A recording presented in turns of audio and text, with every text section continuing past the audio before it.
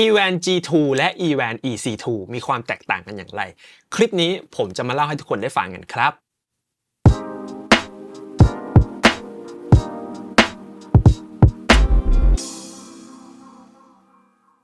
สวัสดีครับผมพิมเองนะครับและคลิปในวันนี้เนี่ยผมเชื่อว่าหลายคนกำลังสงสัยนะว่าเฮ้ย eVan G2 กับ eVan EC2 เนี่ยมันแตกต่างกันอย่างไรนะครับแน่นอนละว่าเราเห็น EC2 เนี่ยมันจะมีวงแหวนอยู่ใช่ไหมครับทุกคนคิดถูกต้องแล้วครับเพราะว่าตัว eVan EC2 เนี่ยมาจากพื้นฐานของ eVan G2 ที่ใส่เทคโนโลยีที่ชื่อว่า SST หรือว่า Sound Shaping Technology นะครับซึ่งมันเป็นวงแหวนที่ซับบางย่านเสียงลงมาผมเชื่อว่าหลายคนเนี่ยกำลังลังเลนะว่าถ้าเราจะเปลี่ยนหนังกลองมาใช้หนังกลองใสเนี่ยที่เราเห็นเด่นชัดเลยเนี่ยในไทยเนี่ยเขาก็จะใช้ไม่ G2 ก็ EC2 ใช่ไหมครับซึ่งผมเนี่ยได้มีการทดลองเสียงในหลายๆรูปแบบเพื่อให้ทุกคนได้ลองฟังเสียงกันดูแล้วมันมีอีกมิติหนึ่งนะที่อยากจะเล่าให้ฟังแล้วผมเชื่อว่าไม่มีใครเล่าให้คุณได้ฟังมาก่อนที่ผมจะเล่าให้ทุกคนได้ฟังเนี่ยผมอยากให้ทุกคนได้ฟังการทดลองของผมก่อนในหลายๆมุมมองจะเริ่มจากทอม10 นิ้ว12 นิ้วและฟลอร์ทอม16 นิ้วครับลองฟังซาวก่อนนะครับว่ามันมีความแตกต่างกันอย่างไรแล้วเดี๋ยวผมจะมาเล่าให้ทุกคนได้ฟังกันครับ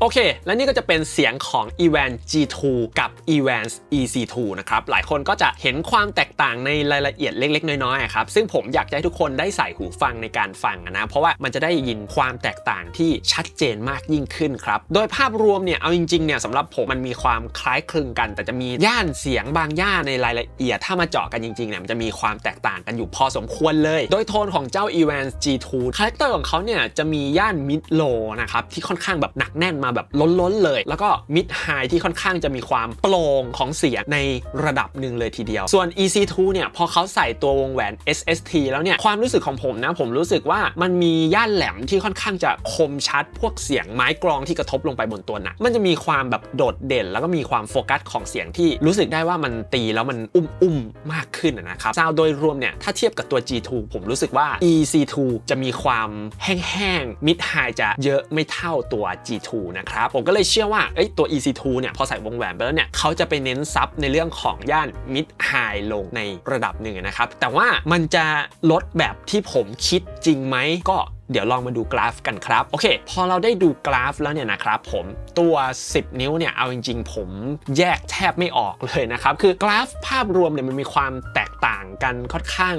น้อยมากๆเลยแต่สิ่งหนึ่งที่ผมสัมผัสได้เนาะก็คือในเรื่องของ G2 เนี่ยมันมี mid high ที่แบบค่อนข้างโดดเด่นกว่าตัว EC2 เล็กน้อยใช้คำว่าเล็กน้อยซึ่งถ้าเราดูจากในกราฟเนี่ยมันมีพวกย่าน mid high ที่แซมมานิดเดียวเองนะช่วงแบบ 1K ถึง 3K Evan G2 จะมีเยอะกว่าแต่จริงๆEC2 ก็มีแบบอย่างประมาณสักช่วง 1.5K ที่มันดูมากกว่านิดนึงโดยภาพรวมเนี่ยผมก็เลยมองว่า10นิ้วเนี่ย G2 และ EC2 เนี่ยแทบไม่มีความแตกต่างกันเลยครับพอกระเถิบมาเป็นขนาด12นิ้วเนี่ยอันเนี้ยเริ่มมีความแตกต่างที่ค่อนข้างจะชัดเจนแล้วนะครับผมเราสัมผัสได้เลยว่าตัว G2 เนี่ย mid low เนี่ยค่อนข้างจะหนาทะลุโลกมากๆเลยแล้วก็ mid high เนี่ยผมสัมผัสได้เลยว่ามันโปร่งกว่าตัว EC2 แบบระดับหนึ่งเลยทีเดียว EC2 เนี่ยเขาจะมีช่วงย่าน 6K ถึง 9K ที่แบบค่อนข้างเด่นชัดกว่านะมันก็คือย่าน high นั่นแหละแล้วก็ในส่วนของแบบพวกย่าน air แบบ ช่วง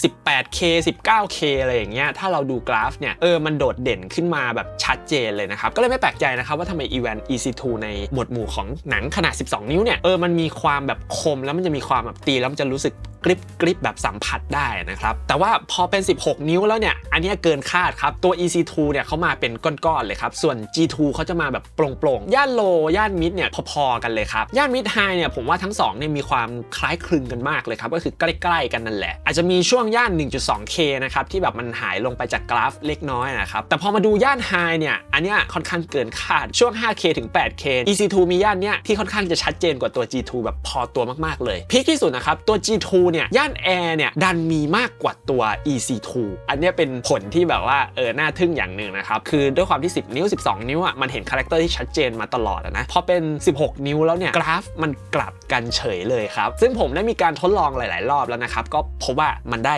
กราฟใกล้เคียงเดิมเดะเลยครับเรื่องต่อมาเนี่ยเราจะมาพูดถึงเรื่องของหางเสียงของตัว G2 และ EC2 จากการทดสอบเรียกได้ว่ามันมีความใกล้เคียงกันแบบพอๆกันเลย Floor Tom เนี่ยตัว G2 อาจจะมีหางเสียงที่ยาวกว่าเล็กน้อยนะครับราวๆสัก 0.79 วินาทีซึ่งมันน้อยนิดมากนะครับผมก็เลยขอสรุปว่าหางเสียงของทั้ง G2 และ EC2 เนี่ยมีความยาวที่กำลังดีพอๆกันเลยครับเรื่องต่อมาที่เราจะมาคุยกันก็คือเรื่องของความดังของหนังกลองทั้ง2รุ่นนี้ซึ่งในมิตินี้ผมเชื่อว่าไม่มีใครพูดถึงเลยแต่ว่าผมได้ทดสอบทั้ง G2 และ EC2 แล้วเนี่ยนะครับผมรู้สึกได้ว่าทั้ง2หนังเนี่ยมีความแตกต่างของเสียงที่รู้สึกได้ในระดับหนึ่งเลยทีเดียวนะครับก็เลยไหนๆก็ไหนๆลองวัดเสียงดูดีกว่านะว่าทั้ง2เนี่ยมันมีความแตกต่างกันจริงอย่างที่ผมรู้สึกไหมซึ่งในการวัดเนี่ยผมจะวัดจำนวน3ครั้งเพื่อหาค่าเฉลี่ยโดยผมจะวัดจากด้านหน้ากลองที่มีระยะห่างกันเนี่ย1 เมตรจากตัวกลองมาถึงตัวเครื่องวัดผลที่ได้ก็จะเป็นดังนี้เลยครับ10นิ้วเนี่ย EC2 วัดได้ 108.1 เดซิเบลส่วน G2 จะวัดได้ 108.8 เดซิเบลก็เรียกได้ว่ามันต่างกันไม่ถึง1 เดซิเบลครับก็ไม่ได้มีความแตกต่างอะไรขนาดนั้นครับขนาด12นิ้วเนี่ย EC2 วัดได้ 108.5 เดซิเบลส่วน G2 วัดได้ 111.9 เดซิเบลซึ่ง G2 เนี่ยมีเสียงที่ดังกว่า EC2 ราวๆ 3.4 เดซิเบลอันเนี้ยมีความแตกต่างที่รู้สึกได้ชัดเจนเลยครับเรามาดูขนาด16นิ้วกันบ้างนะครับตัว EC2 เนี่ยวัดได้ 107.2 เดซิเบลส่วน G2 เนี่ยวัดได้ 109.1 เดซิเบลซึ่งมีความแตกต่างกันอยู่ราวๆ 1.9 เดซิเบลก็รู้สึกได้เช่นเดียวกันสรุปเลยนะครับ Evan G2 เนี่ยให้เสียงที่ดังกว่าอย่างสัมผัสได้พอตัวเลยทีเดียวจากการคาดการณ์ของผมนะครับที่ G2 มีความดังมากกว่าตัว EC2 เนี่ยเพราะว่า EC2 เขาคือหนัง G2 ที่ใส่ตัว SST อะครับผมพื้นฐานความดังมันมาจากตัว G2 อยู่แล้วถูกต้องไหมครับพอใส่วงแหวน SST แล้วเนี่ยมันก็มีการซับบางย่านซึ่งจากที่เราดูเนี่ยเราก็จะเห็นช่วงกลางแหลมใช่ไหมครับที่จะถูกซับไปอาจจะทำให้รู้สึกว่า EC2 เนี่ยมีเสียงที่เบากว่านั่นเองแต่มันก็จะได้โทนเสียงเหมือนกับเรา EQ ลดบางย่านเสียงลงมาครับผมว่าอันเนี้ยเป็นสิ่งที่แรกแล้วก็น่าจะโอเคนะต่อมาเนี่ยเราจะมาคุยกันนะครับว่าเฮ้ย Evan G2 กับ EC2 เนี่ยจะใช้อันไหนดีส่วนตัวเนี่ยมองว่ามันสามารถใช้ได้ทั้งคู่แล้วก็สามารถใช้แทนได้ทั้งคู่เลยเพราะว่าภาพรวมเสียงเนี่ยมันมีความแบบใกล้ๆกันนะครับแค่จะมีบางย่านในรายละเอียดที่มันอาจจะแตกต่างกันอาจจะดูปัจจัยอื่นๆที่จะร่วมกับการใช้งานด้วยนะครับผมถ้าคุณเป็นคนที่แบบว่ารู้สึกว่าอยากจะได้ย่านมิดไฮแบบเด่นๆเลยอะไรอย่างเงี้ยหรือว่าย่านมิดโลที่แบบล้นๆเนี่ยอันเนี้ย G2 ตอบโจทย์มากครับหรือถ้าชอบแบบย่านไฮย่านแอร์ที่รู้สึกมันมีความแบบไฮเดฟมีความระยิบระยับหูเนี่ยครับอันเนี้ย Evan EC2 จะตอบโจทย์กว่าตัว Evan G2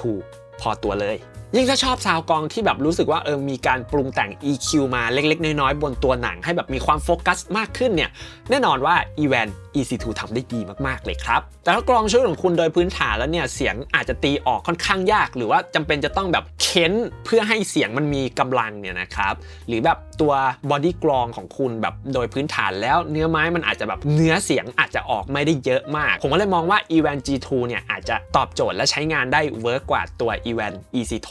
พอตัวเลยครับ ผมแถมให้อีก2ข้อที่จะเอามาพิจารณาถ้าคุณคิดว่ากลองของคุณเนี่ยขาดย่านมิดไฮอยากได้ย่านมิดไฮที่มันแบบมีความฟูมากยิ่งขึ้นอะไรอย่างเงี้ยผมจะแนะนำ Evan G2 ครับแต่ถ้าเกิดคุณรู้สึกว่าลองใช้หนังกลอง Evan G2 แล้วรู้สึกว่าภาพรวมของเสียงเนี่ยย่านมิดไฮมันมีความแบบเยอะมีความล้นเกินไปเนี่ยลองใช้ Evan EC2 ดูครับผมว่าน่าจะลงตัวแล้วนะโดยภาพรวมก็จะมีประมาณเท่านี้คลิปในวันนี้เนี่ยก็ต้องขอบคุณทีละมิวสิกนะครับที่ส่งหนังกลองมาให้เราได้ทดสอบและใช้งานกันนะครับผมก็ช่วงนี้เนี่ยผมก็เปลี่ยนจาก Evan EC2 มาลองใช้ตัว G2 ดูบ้างนะครับว่าซาวด์โดยรวมจะเป็นอย่างไรเนาะซึ่งส่วนตัวเนี่ยผมชอบทั้ง2ตัวเลยนะครับคือสามารถใช้ได้ทั้ง2ตัวแบบสบายๆเลยเนาะคลิปในวันนี้เนี่ยหวังว่าจะมีประโยชน์กับคนที่กำลังลังเลอยู่นะว่าจะซื้อตัวไหนดีก็ลองพิจารณาดูครับและคลิปในวันนี้ผมต้องลาไปก่อนครับสวัสดีครับ